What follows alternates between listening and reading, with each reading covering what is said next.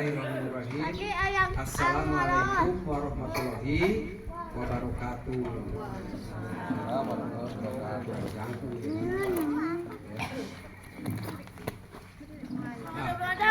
Nah, Bapak Ibu semuanya, izinkan Bapak hari ini menyampaikan beberapa pengetahuan tambahan buat Bapak Ibu semuanya, yaitu kultum kuliah terserah antum. Jadi semuanya Bapak Ibu pada setiap hari Senin itu kita punya oleh-oleh.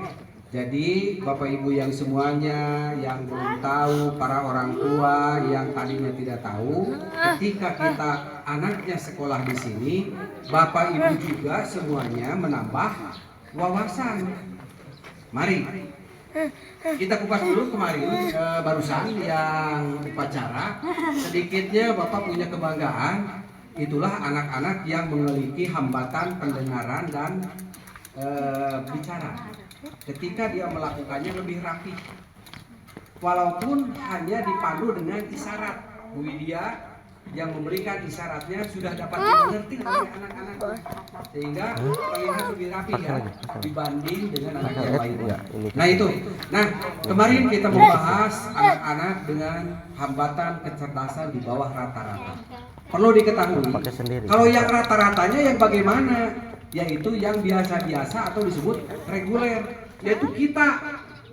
Reguler itu yang kemampuannya di antara 90 sampai 100. Maka dia cukup di sekolah-sekolah yang biasa saja, sesuai dengan kurikulum yang sudah ditentukan, seperti halnya SD 6 tahun, SMP 3 tahun, SMA 3 tahun, sarjananya S1 4 sampai 5 tahun. Nah, itu adalah reguler, biasa, tidak ada istimewanya. Tapi anak-anak kita yang istimewa, selain daripada anak-anak yang kemarin di bawah rata-rata kita bahas, sekarang ada yang di atas rata-rata, tentu ada.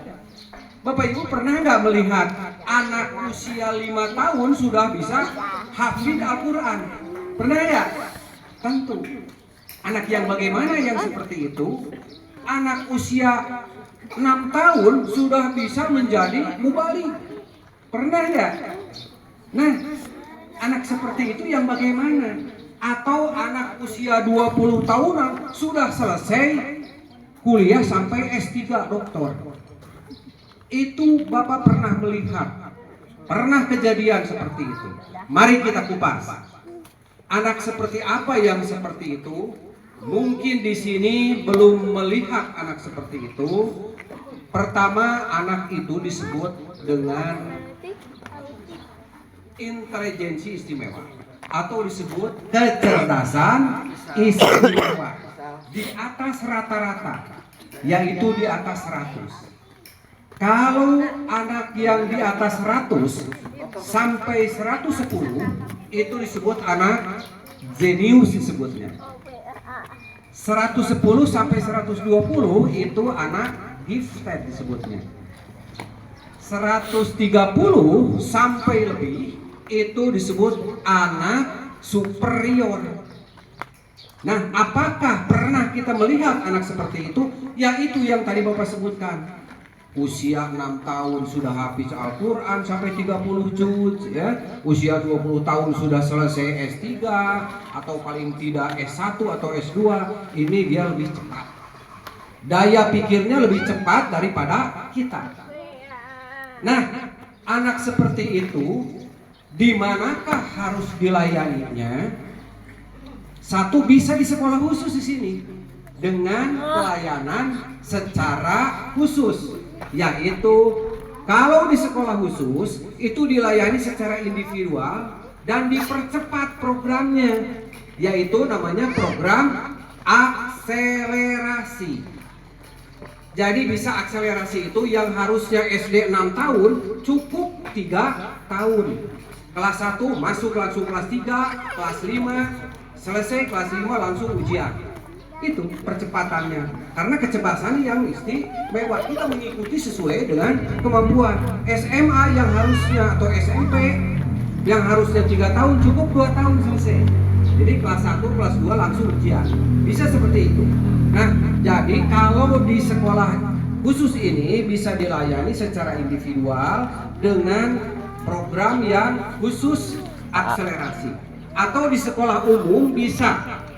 Kalau di SD biasa maka dia bisa secara 2 tahun sekali dia setiap tahun itu naik 2 tingkat. Nah, seperti itu kira-kira ya. Nah, itu bentuk pelayanannya. Lantas, apakah di Indonesia pernah melihat orang yang sudah sukses seperti itu? Ada. Presiden kita, mantan presiden kita yang punya kecerdasan istimewa adalah Bapak Profesor Dr. B.J. Habibie. Mereka itu sejak kecil dia sudah berpikir tentang pesawat. Dengan belajar dari Capung, Pak Patong, tahu ya Pak Patong? Pak Patong itu dia pelajari, dia bedah bahwa kenapa hanya serangga Pak Patong bisa terbang. Maka dia tiru bahwa dari serangga atau ya binatang Pak Patong bisa diciptakan menjadi sebuah pesawat. Kecerdasan itulah beliau sampai diakui oleh dunia. Jerman sangat membutuhkan. Walaupun di Indonesia, orang-orang Indonesia pernah meremehkan, tetapi dunia mengakuinya bahwa orang yang cerdas istimewa itu membutuhkan atau dibutuhkan oleh dunia agar dunia itu seperti maju.